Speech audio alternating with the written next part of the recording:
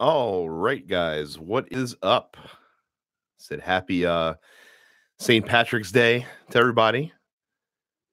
Let's make sure that the mic is good to go. All right, so second time we're doing this, had a really good time the first time. And so we are here this week. We're going to be talking about Baselworld predictions, and then whatever you guys wanted to talk about as the stream goes on. I don't really have a time limit for this one, so we're just going to keep going until we don't want to go anymore. So that's the game plan here. So as you guys file in, go ahead and make sure you say hello in the chat.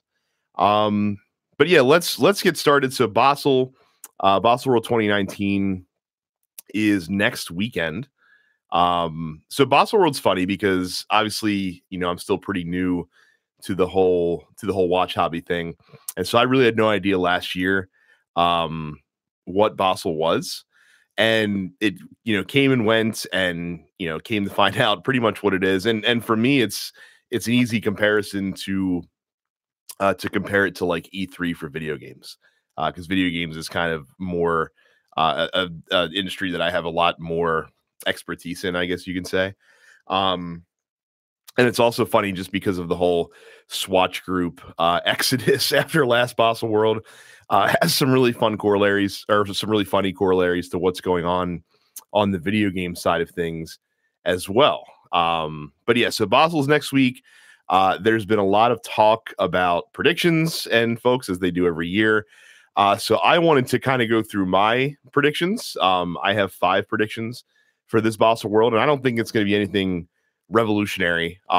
Just kind of going off of what a lot of the more major sites are reporting on, and kind of just riffing from there. So the first one for me, and one site that not a lot of folks talk about, is Monta watches. And Monta watches, of course, I'm a big fan, have a Monta SkyQuest, one of my favorite watches in my collection right now. And they usually exhibit, they're one of the small brands that exhibit at Baselworld as well. And they're teasing a new watch in their line, basically, for Baselworld this year. They're being coy about what it is. So far they have a diver, they have a field watch, and they have a GMT. I think it makes a lot of sense for them to bring out a chronograph this year. So my prediction for Baselworld for Monta is that they are going to reveal a chronograph, and we'll see what that looks like. I've really enjoyed all of the designs they have on their watches so far. So I would imagine that it's going to probably look sharp, but I'm thinking that you're going to see a chronograph from Monta next weekend, and we will see how right I am. So guys, again, as you're coming in, say hello in the chat. Let me know you're here, and if you have any questions or if you have predictions about Baselworld 2019, definitely let me know down in there below, and we can talk about it as we go.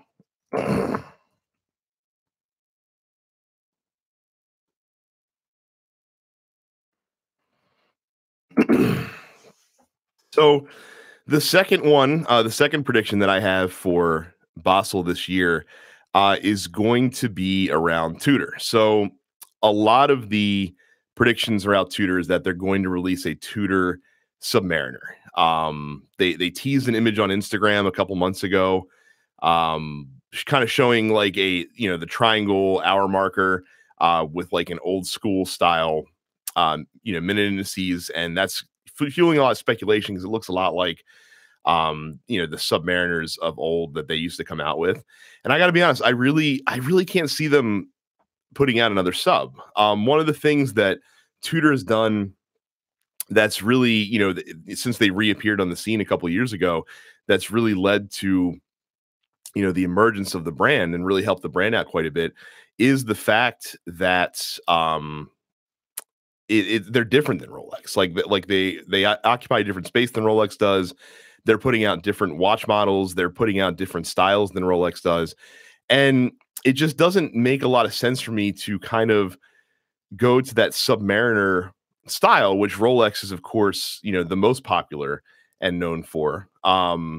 And because I don't think Rolex would want them to do that, first of all, and it's, don't forget that Tudor is Rolex, essentially, and that they are, they want to continue to be different, and the Black Bay line is definitely very different than anything that Rolex is doing right now, for sure. So again, I just can't see like a traditional Tudor Submariner, how people are expecting it. What I could see is something that's kind of still in the same vein as what they're doing with the Black Bay line, that is kind of, in the same wheelhouse, but that's not going to be just a direct, reproduction, or, similar to what they've done before with their Submariner line. So I think you'll see something new for the Black Bay, but I don't think it's going to be just a straight Tudor sub. I do think you will see new colors for the Black Bay 58, because that was easily, for among enthusiasts, probably their most popular watch last year, even more so than the GMT, I think. So I would not be surprised to see a lot of new colors for that. And especially too, because not a lot of folks are into the, the whole gilt vibe that the original one had. So new colors for the Black Bay 58, which I think a lot of people will be pleased with. There's a lot of talk that Rolex is going to do a bring back the Coke GMT Master. I wouldn't be surprised to see a Coke Black Bay GMT, because again, that was another popular watch that Tudor put out last year from Baselworld. So yeah, those are my two predictions. New colors for the Black Bay 58, maybe a Coke GMT. Christian in the chat, hello. He says if Tudor releases a Tudor sub, it will kill off the Black Bay line. I think it would definitely peel a lot of people away from the Black Bay line, that's for sure. And then again, that's why I don't. That is kind of in where I'm at too with that, in the same vibe, that I don't think they're going to just do a Tudor sub, because I think they have way too much invested with the Black Bay line. So like I said, no Tudor sub, or at least not in the sense that folks are talking about a Tudor Submariner from Tudor this year. Speaking of Rolex, there's some renders going around. There's a lot of talk that there's a Polar Dial Explorer 1 coming. I don't think so. I really don't think so. Like I said, they had the Explorer 2 that comes with the white dial. So I really can't see a white dial Explorer 1. Plus, it would just look weird. I think it would look bizarre, quite honestly.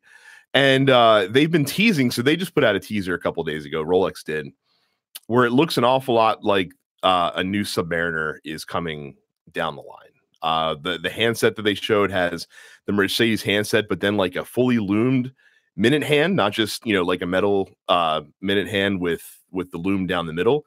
That the entire hand was loomed up. So maybe something bold from the subline from Rolex this year. But yeah, no Polar Dial Explorer 1. I just don't see that happening. And I don't know. Rolex is one of those companies that everyone's going to talk about them when the show ends, but I'm just not. I don't know. I don't really get excited about what Rolex is doing unless they do something that's completely out of left field. Like a lot of folks were really excited about the the steel GMT Pepsi coming back out last year, and I was just like, whatever, because it's not a new watch for them. Like it's just going back to something that was classic for them for a really long time. And I get a lot of folks were excited to be able to get it at a much more affordable price than the white gold one was going for. But yeah, Rolex doesn't really excite me for Baselworld. There's a lot of talk with them too about like a new version of the Milgauss coming out. That might be cool, especially if the design language is a little bit different than what they've done with the Milgauss before, which I think was a little too far out there.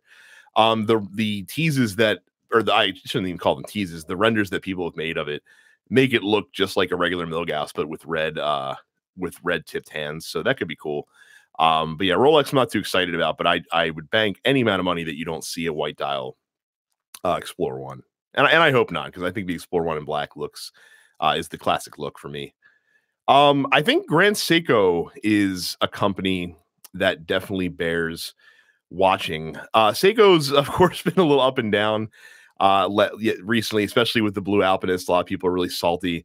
But I think Grand Seiko, especially in the North American market, has been lying in the weeds a little bit. And I think more and more enthusiasts are really finding out about them. I'm not sure what they're going to have at Basel, but I do think that they might be one of the companies that could steal the show this year. I think that they might put out a watch or two that really has people talking when Baselworld is over, and I kind of hope they do, because the one knock that I would have for Grand Seiko overall is the fact that I feel like that their designs are always really conservative.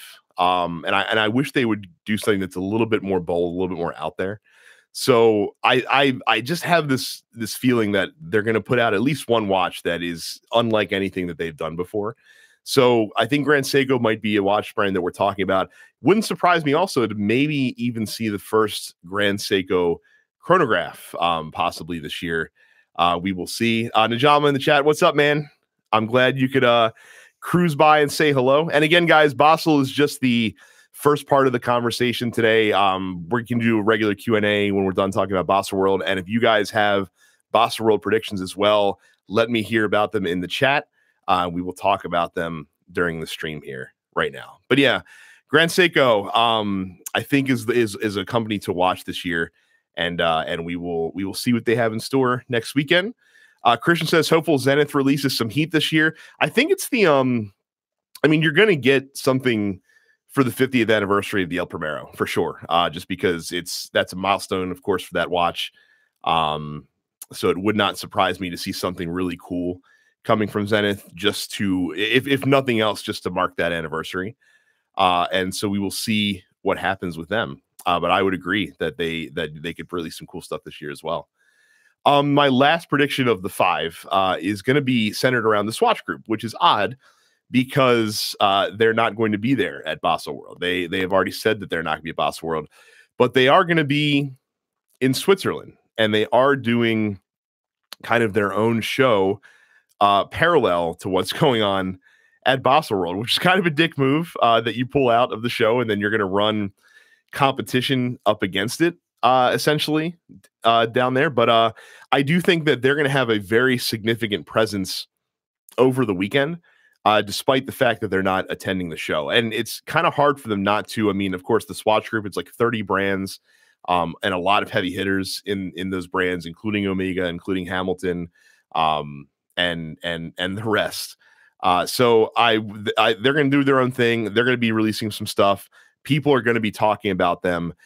People are already talking about them because in the lead up to Basel, their CEO talked about how this is going to be like a permanent exodus from Baselworld for them. They don't see themselves coming back for any reason, or at least in the near future. So that was already making news before the show even started. So like I said, they're still going to make a lot of noise this weekend, despite the fact that they're not going to be at the show. And people will be talking about Swatch Group watches just as much as they're talking about anything coming out of Baselworld. That's another prediction of mine. Fab Ninja says they better give us news about the 321 Speedmaster sometime soon. We shall see. Again, this would be the weekend coming up, would definitely be the weekend to talk about it. But yeah, so those are my 5 predictions. Like I said, no Tudor sub, at least in the traditional sense, but new colors for the Black Bay 58. Monta bringing out a chronograph. No Polar Dial, Explorer 1, Grand Seiko stealing the show, and Swatch Group going to be having a significant presence over the weekend. Carl in the chat. Hello, Carl. Hope to see Seiko with some new diver designs and making some more premium watches in the $2,000 area. That would be really interesting, actually. Maybe, I don't know. What if, I mean, could you guys see like a Grand Seiko entry level watch that comes in a little bit lighter than their normal price range? Possibly.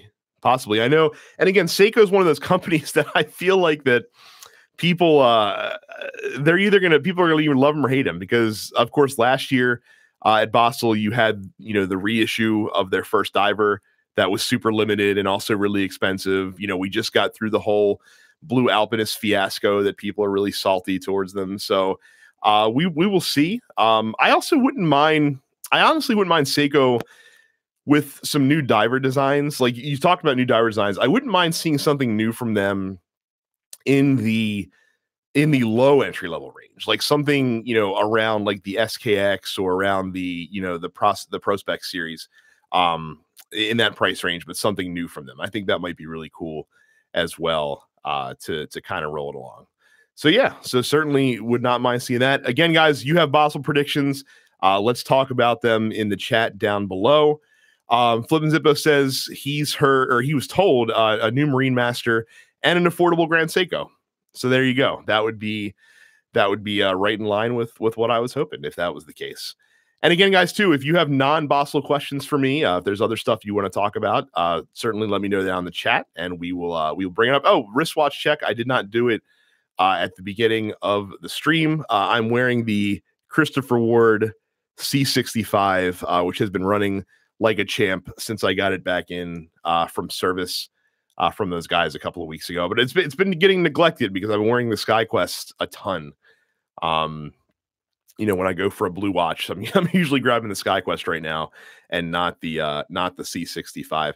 Actually, talk about Christopher Ward real quick as well. They've announced a couple new watches here recently. So there's a C65 automatic coming, which I really actually don't like at all. So the C6. So let me hold this one up real quick, just in case you guys have never seen the C65. So you can see, and apologize for the poor lighting. You can see, you know, like the baton markers that they have on the watch, the 12 and 6. That's kind of a Christopher Ward staple on some of their watches, and this is a manual wind watch, and it was really popular, one of their most popular watches from last year. And the C65 automatic, I was really disappointed to see it just kind of reverts to the, you know, traditional and overdone, you know, sub style with the, you know, with the round markers at, you know, the non-prime positions, and then the baton markers at, you know, 3, 6, and 9. And that's just kind of boring to me. Like, I was really hoping to see this style watch, just with an automatic movement and maybe a date window. And I think that would have been fantastic. A lot of people are excited about it. I'm not one of them. I'm not looking at getting a C65 automatic for any reason. Because again, it's boring. Like I said, I'm one of the things I love about Christopher Ward is they do stuff that's different, and that to me is very boring. Now, that being said, their Pepsi GMT that they just showed off last week for the first time, that's a nice watch. that's one that I was staring at for a good few minutes, and like, do I wonder if this is one that's going to be in the collection eventually one day, because it's, like I said, even though it's the traditional Pepsi style, you know, black dial, you know, blue red bezel, I just think it looks really good, and certainly less of a, you know, of course it's similar to the GMT Master, but it's less of a similarity, I think, than the GMT C65 that came out last year. That was like the Steve McQueen Explorer. Flippin' Zip Ball says last year's Marine Master has been made more affordable without the Grand Seiko movement, and he thinks that that's what they're doing, and possibly a green Samurai. I know a lot of people would dig a green Samurai, so that would be pretty cool as well. But yeah, so Christopher Ward got out ahead of Baselworld, and again, the C65 looks really cool, and I'm looking forward to checking that out at some point. Plus, they also have the Mark III Tridents that are coming very soon as well, that I know are in the hands of a lot of reviewers right now, but it's embargoed for the next month and a half. So I'm looking very forward to checking that out. Because I have my C60, the GMT that you guys have seen on the channel before, and I don't know, that watch is just too big to me now for whatever reason. I've really been looking at thinner watches, and it's just a little too big and bulky. And the Mark III Tridents, they're slimming them down a little bit. I know they're a millimeter less wide, but they're also going to be a little skinnier top to bottom as well. And I think that's going to be a really good look. I never really understood why they didn't do Trident Pros in a 40 or 41 millimeter configuration. And now that's probably coming. And that's, or 42 millimeters in this case, but it's still just going to be proportionally, you know, a lot smaller, which is a good call, I think, for that line for sure. So again, guys, Basel predictions, or if you guys just have any Q&A questions as well. Shift Gear says hi from the Netherlands. Hello, Shift Gear. That is the land of my ancestors. So hello for sure from Holland. But yeah, also guys, if you have any questions, I still have if you guys saw the reviews this week of the new Stratton Lagares, I still have those here as well. Happy to answer any questions you have about that. I know that the Kickstarter for those has 2 days left, and you can get a Mecha Quartz version for $325, which is a pretty good deal on a pretty good watch. So if you guys haven't seen my review, I posted that earlier this week, and you guys can look forward to that.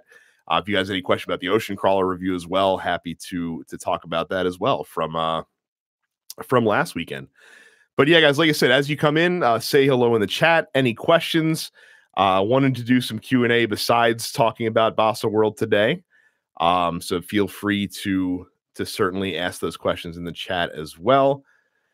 Carl says, have you seen the Rolex teaser on Instagram? Looks like a new sub, maybe a different color bezel or new metal. Yeah, I talked about that a little bit earlier. It does look like a new sub, and I'm curious to see how far it's going to deviate from the traditional design. And since it's Rolex, probably not very far. The handset definitely looked very interesting with that fully loomed minute hand. So that gives me hope that we might see something that's a little out of left field for that watch. So I'm hoping for something cool. I'm hoping for something wildly different than they've ever done before. But I'm not getting my hopes up because it is still Rolex, and they do still generally like to play things pretty conservatively. Flip and Zip says same design, new movement, and yeah, that's the other thing too, is they are moving a lot of their watches to their newer movement, which we expect to see this year as well. Najama asks, who do you think might be a disappointment at Basel? Everyone's talking about Rolex. Who might be? I don't know. Disappointment is tough.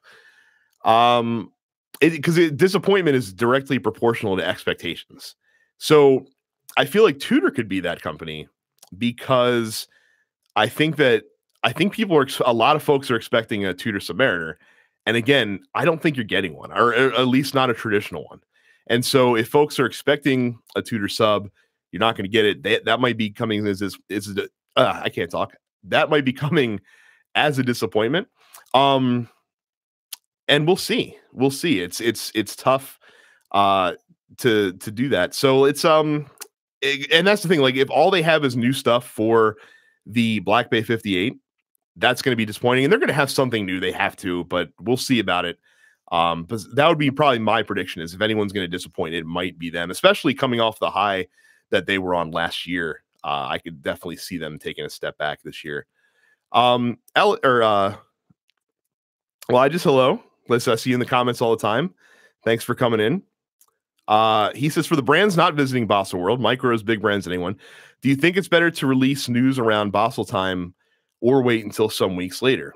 That is a really good question, actually. So I think that it depends on the company, and it depends on the announcement, because Omega could release something huge this weekend, and people are still going to pay attention to it because it's Omega.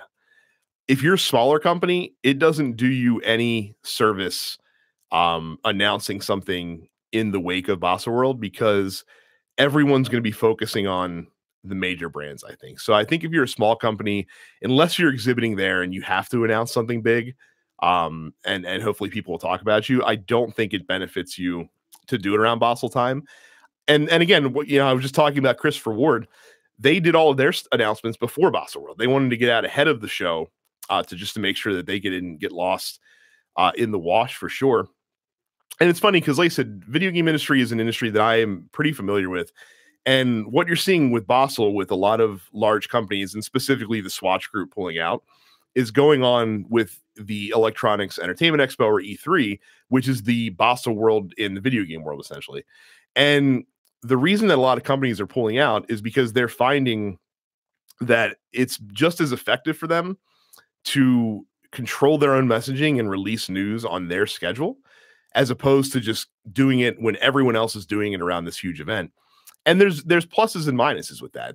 Obviously the big benefit to announcing big stuff around events like this is that everyone's eyes are going to be on the event anyway. So you stand the best chance of getting the most eyeballs doing it around this time.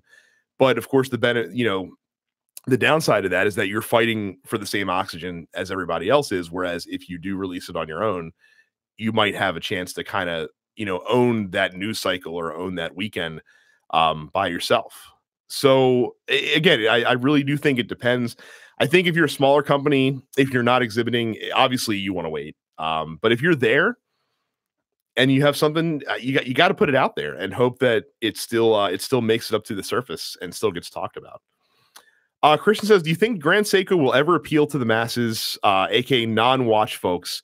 What do you think it would take from Grand Seiko to get them there? Flippin' Zippa says you got to drop the Seiko name. And I mean, that's part of the equation. I think that Grand Seiko is definitely a watch enthusiast brand for sure. Seiko across the public does have a negative connotation associated with it, which is a shame because, of course, Seiko is an awesome company that makes excellent watches. So I don't know if they're ever going to appeal to the non-watch enthusiast community. It's tough because if you're going to spend that much money on a watch, as much money as a Grand Seiko costs, non-watch folks probably put a lot more value into into brand cachet. So like if I'm going to spend $4,000 on a brand Seiko, why wouldn't I just buy an Omega?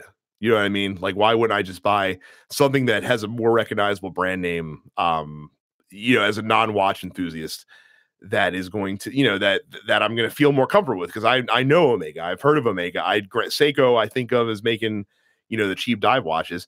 And Flip and Zippo just said they need to redirect their marketing. Yeah, that's probably something that they should think about doing because, again, even as a watch enthusiast, that Seiko name kept me from kind of like paying attention to Grand Seiko. And it really took me seeing Grand Seiko in person to appreciate the quality that they're bringing to the table. So again, marketing's probably one of the best way to do it. And we'll see. And the problem is though, I don't know how much Seiko is willing to pour into Grand Seiko to drive it forward. That's the thing. You only have so many marketing dollars as a company. And it seems to me like right now it's more effective for them to use those marketing dollars towards the Seiko brand rather than Grand Seiko. So until they kind of get behind it a little bit more, I think it might just be what it is, and that is one of the best kept secrets in the watch community right now. Let's see here. The only thing everyone's talking about pre Basel is just Rolex and Tudor and nothing else. I mean, that's just kind of how it goes. You know what I mean? And especially with Swatch Group pulling out, so you don't have those brands talking about that. Most of the attention is going to be on Rolex and Tudor because Rolex is the biggest brand and the most recognizable brand. So we'll see. Shift Gear says, thoughts on the Tudor 1926? Considering this watch, but a sales lady told me that it was an extremely unpopular watch. Is there something wrong with it apart from the basic at a movement? So it's funny that you mentioned that because when I did my Basel video last year, when I talked about the 5 watches that I was most excited about from Basel 2018, I actually mentioned the Tudor 1926 over the Tudor, over the Black Bay GMT and the Black Bay 58. And the reason that I did mention it is because to me, it kind of, had a similar vibe and was kind of going after the field watch guys. It's definitely not a field watch, but it kind of gave me the reminders that having all of the different size options and dial options, I think, was a big plus for that watch. And for whatever reason, it just never really gained a lot of traction, I don't think, at least among the enthusiast community. And I think one of the big reasons for that is because, of course, you did have you had the Black Bay GMT, you had the Black Bay 58 that were releasing that the enthusiast community was a lot more excited for than the 1926. And then, of course, I think the movement is part of it as well. Tudor, made a big shift a couple of years ago going to in-house movements, and that got a lot of folks really excited. So to release a watch that is an entry-level watch, and that's why it has an ETA movement inside of it, but to release a watch that kind of just goes back to the same old thing that they were doing before isn't exciting a lot of people. And again, it's another watch. I've seen almost zero marketing from Tudor on the 1926 line since they announced it at Basel last year. And that's a big one. That's a big one too. That is, if they're not going to stand behind it either, then it's going to kind of be DOA. You know what I mean? So, and I haven't seen I've barely seen anyone talk about the 1926 line. I've barely seen anyone, write about it, or I've never seen one on anyone's wrist really at all either. So again, it's something that if you just want to watch that has Tudor on it and you're totally happy paying entry level pricing, which is like $2,000, I think, for the 1926, then that might be what you're looking for. But I think most folks that want a Tudor, I'm thinking they're probably getting a Black Bay, maybe a Tudor Ranger. But we can talk about Tudor's field watch line as well. That honestly, if anything for Tudor, I want to see a new field watch design from them that kind of harkens to the Ranger line, that heritage line, but is not as modern as the North Face or North Flag line, because I freaking hate the North Flags. But the Heritage Ranger is just too boring for me as well. So I would love for them to come out with another field watch design that really kind of nails the difference nails the similarities between the two. And I think that might be really cool as well. Carl says if Tudor releases a sub, he thinks people will go bananas. Yeah, I mean, people are clamoring for it. I just don't see it happening. I just don't see why Rolex would want them to do that. And again, they're right. The Black Bay line is still printing money for them right now. So I can't see why they would just want to muddle that marketplace up.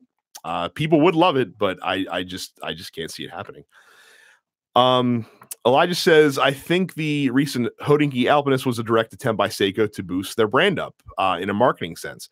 I mean, they've paired with Hodinkee before for special editions, especially for like Grand Seiko and stuff like that too.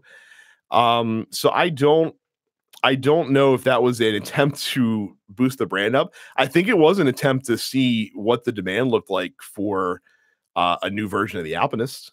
And I think in that sense, it was very successful. Sorry, let me grab a drink real quick. So yeah, I definitely think that was what they were going for there. And for folks that are sad that they missed out on it, it would not surprise me in the least to see a non-limited edition version of that watch come to the market sometime in the next year or so, because obviously it's sold out almost instantly and without much trouble, where a lot of people were, they didn't come close to satisfying the demand. Let's see here. Christian expects Tudor to continue establishing its Rolex counterparts, sub-translate to the Black Bay, and he suspects they will release a Datejust counterpart. Now that I could see that would not take me too off guard, or not take me by surprise, I think, if they were to do something of that line. Flip and Zippo, if Rolex is releasing a new sub with a new movement, will they flood the market to make up for the droughts? No, they won't. And the thing about the Rolex drought is that people think that it's on purpose, and I really don't think that it is, honestly. Like I think they are making watches at the pace that they want to make them. And I don't know that they could really make them faster if they wanted to without having to spend a lot of extra money. Again, Rolex, and I don't hate to keep comparing this to video games because I see a lot of corollaries between the two. Rolex is kind of like Nintendo in that Rolex's goal is to make as many watches as they can, but also sell every single watch that they make. And I think that Rolex has done a really good job of figuring out a good quantity to produce for the marketplace that they're going to sell every single thing that they put out. And while the demand's not going to be completely fulfilled, it's going to be fulfilled enough that they're satisfying, that they're satisfied with what they're doing. So, like I said, I don't see a flood of the marketplace because, again, if Rolex releases a new Submariner, you thought the Black Bay GMT and Black Bay 58 waiting lists were bad last year for at 80s.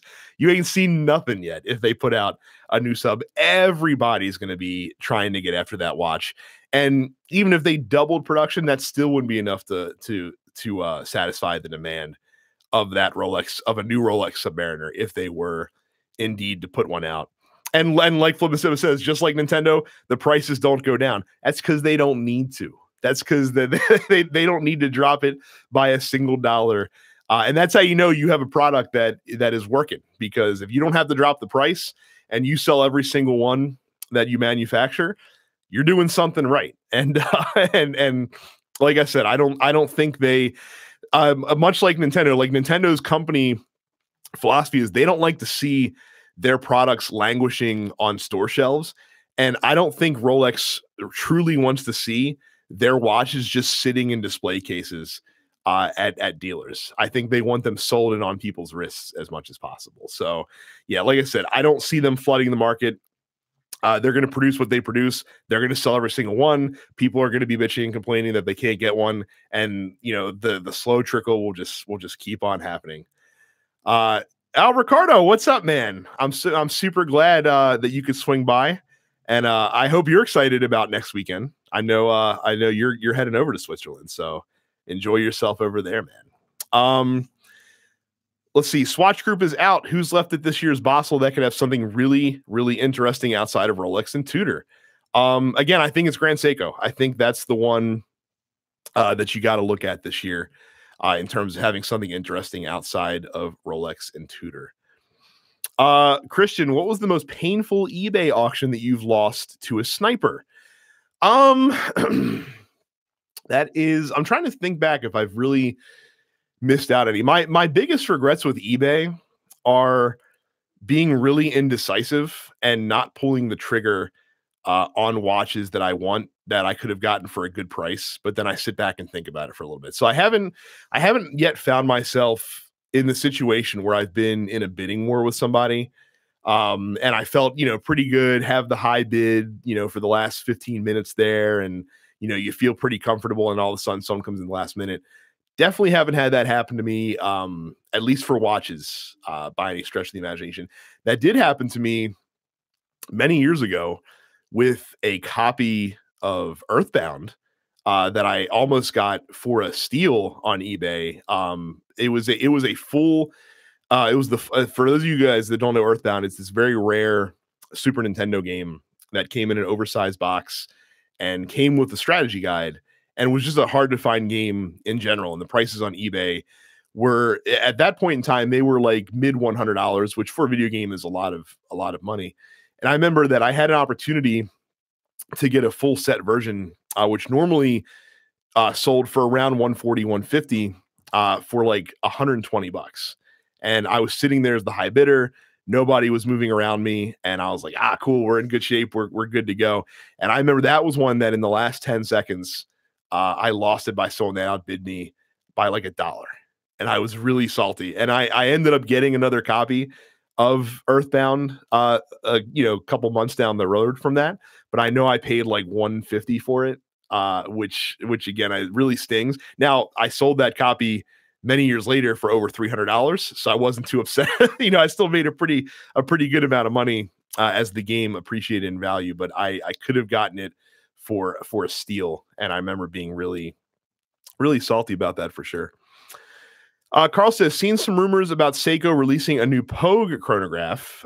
He would get one without a doubt. Do you think that they would release it? I wouldn't be shocked to see them. I don't know, because it is.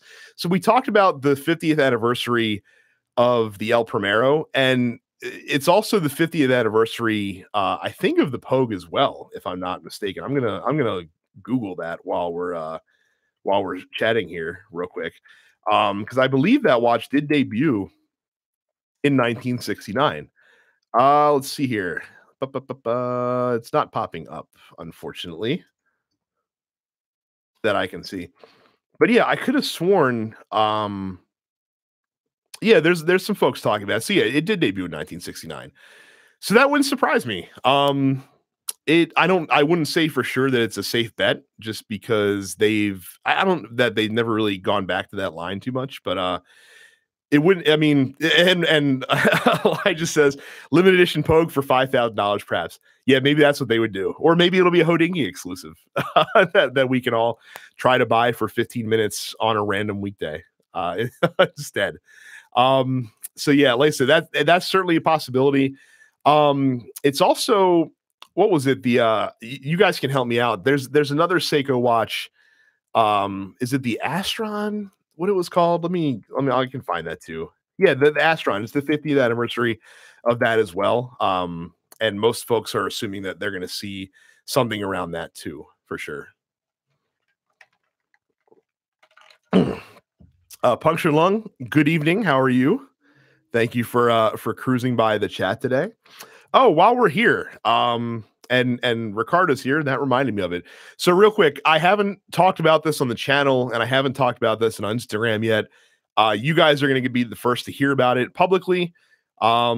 So something that I've been keeping under my hat for the last couple months is I had been talking to John Keel of Watch Gaze, who's become a pretty good friend since I met him last year. And he just rolled out a new channel with a bunch of YouTube collaborators called Watch With Us. And it's going to be a place where a ton of people are going to be contributing some really good content. It's already up on YouTube, and there's a couple episodes up now, one of them being a podcast, the other one being a really good interview that Chris Vale from NTH Subs does with Phil from Visitor Watches, talking about his process and his company. But the big announcement is that I'm actually going to be a contributor on Watch With Us as well. So it's not going to change anything on this channel. You're still going to get my weekly episode. We're still going to be doing these live streams, but it's just, I'm going to be putting out some new content for those guys every now and then. And it's going to be an awesome way to grow the channel and to hopefully bring some new people in, but to budding watch enthusiasts as well. So if you guys wanted to check that out, you can go to, I think it's Watch With Us channel, all one word, and definitely hit the subscribe button there. I know my first couple episodes should be posting pretty soon on there. But yeah, so pretty excited to get in with John on this, and I'm looking forward to seeing. And the reason I brought it up is because I know Ricardo is part of the group as well, and he and John are going over to Baselworld next weekend, and I know they'll be doing some coverage of the event from there. So definitely check it out. Again, it's Watch With Us channel. And yeah, pretty excited to kind of spread my wings out and do that as well. You should definitely consider bringing some video game industry comparisons, by the way. Haven't seen YouTubers do such parallels. I've talked about it here and there, just because, again, video games is much more my area of expertise. And again, there's a ton of corollaries. Let me get another drink here, too, because my throat's drying up.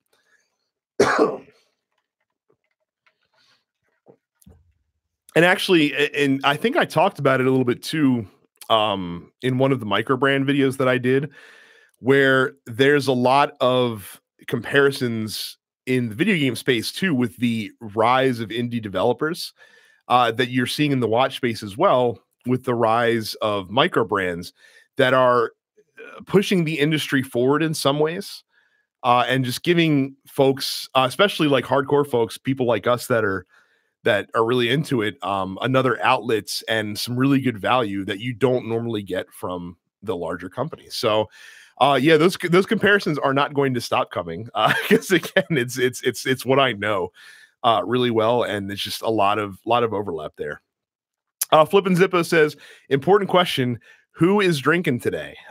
Maybe later. It's a little too early for me, 3:45 in the afternoon. I'm probably going to settle down with a good scotch later on.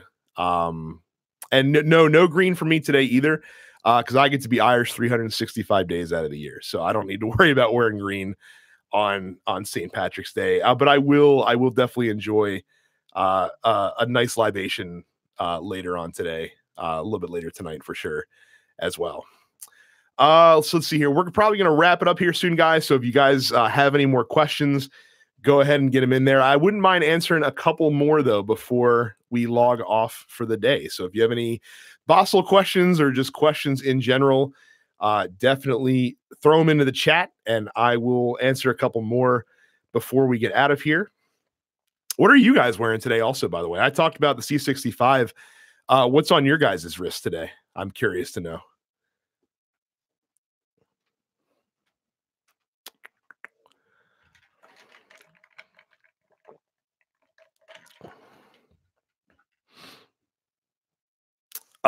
Christian, have you ever bought a watch sitting in your cart after a few beers? No, I am way too careful and way too I tend to wait too long on watches. Actually, there was an opportunity I had last weekend.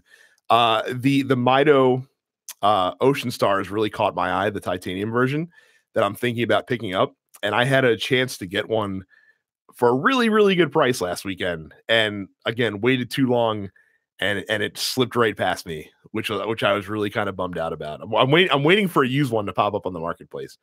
So no, I would be the complete opposite. Is I would wait way too long and miss the opportunity. And no drunk buys yet. Mito does need more love. Listen, their watches had never done anything for me. A lot of folks really like the Mito Commander, and I'm not a big fan, but I saw that Ocean Star for the first time and the titanium one specifically, and I just fell for it immediately. I definitely can see myself getting one if I can get a good deal on it. If you know a Mito guy, if you're looking, you can put me in contact with him because I would not mind possibly picking one of those up at some point. Flippin' Zippo's wearing a green Alpinist today. Punctured Lung says he just got a new bronze Black Bay, so he is wearing that. Very cool. Elijah says Gakoda E01 36 millimeter Explorer. Like, how are their watches? Because I've been to Watch Gecko for straps, obviously, but I've seen the watches and I don't hear anyone talk about them. So I'd be curious to know what the quality level is like for those guys. Carl says he's wearing his SKX 007.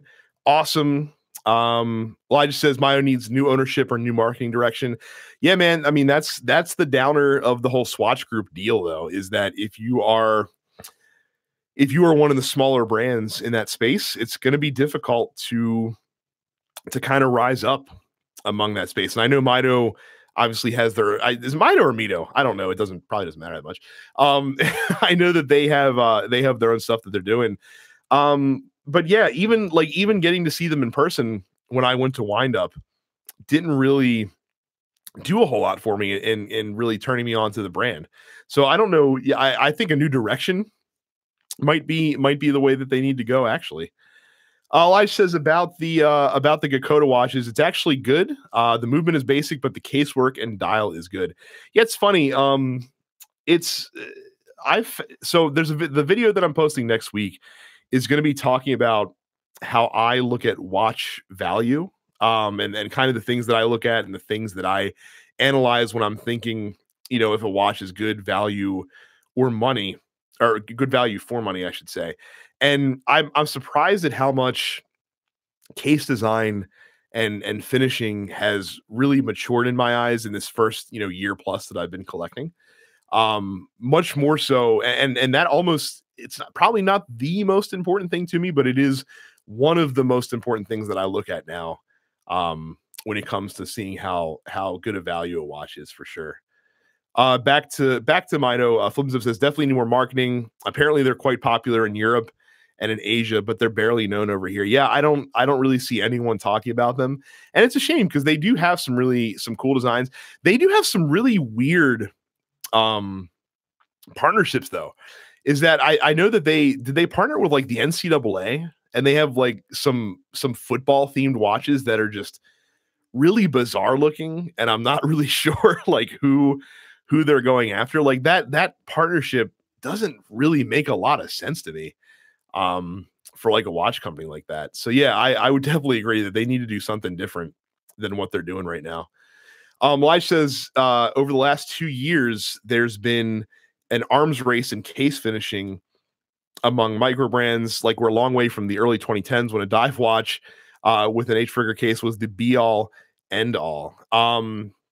Yeah, and I mean, not only in the past, well, actually, no, you're dead right with the past 2 years thing specifically. And I think that with finishing, that's really what's separating, the cream of the crop for everybody else in the micro brand space right now. And it doesn't even have to be a price thing as well. Like there are some really good micro brand watches in the $300-400 range that are really doing a nice job with case finishing and stuff like that. And I think now what you're seeing also with micro brands is, like dial finishing and, handset markers, stuff like that. That's what you're seeing. That is really also becoming a really competitive space as well. And I talked about it with the Ocean Crawler. There's some stuff with that watch, really fantastic watch, but there's some minor things that I think that if Christian were to do that watch today, that maybe do a new version of it that might, excuse me, might get ironed out as they go along. So yeah, again, that's really cool to see as well, because anything that micro brands are doing, that's, pushing, again, it's all about pushing the big brands, because having micro brands achieving that level of quality while still keeping the prices relatively low is going to make, those other brands sit up and take notice and hopefully push the boundaries of their stuff as well, for sure. So guys, as you can probably hear, my voice is going by the wayside. So I'm probably going to wind this thing down here. You guys, thank you very much for coming in and chatting. I talked about, we're going to be doing this every other week now, and I'd like to do that consistently. Probably going to do it usually in the middle of the week. The only reason this one's happening today is because I wanted to get out the Ligera video with this week with enough lead time to Kickstarter that folks that watched it could go back to watch if they were interested in it. But normally it'll be more of a midweek thing, give you guys a couple days notice, and I would appreciate if everyone, could come back as much as possible. You guys are what makes these shows, these live chats work. Again, I appreciate everyone coming in here today and for commenting and chatting and asking questions and doing all the rest. Thank you guys again for coming in. I really do appreciate it. So again, check out the Ligera review that I posted earlier this week. Kickstarter is still running until tomorrow, I think, if it's something you were interested in. Look out next week for the value video. Check out the Watch With Us channel as well. And I will see you guys later on. Thanks again for coming in. See you.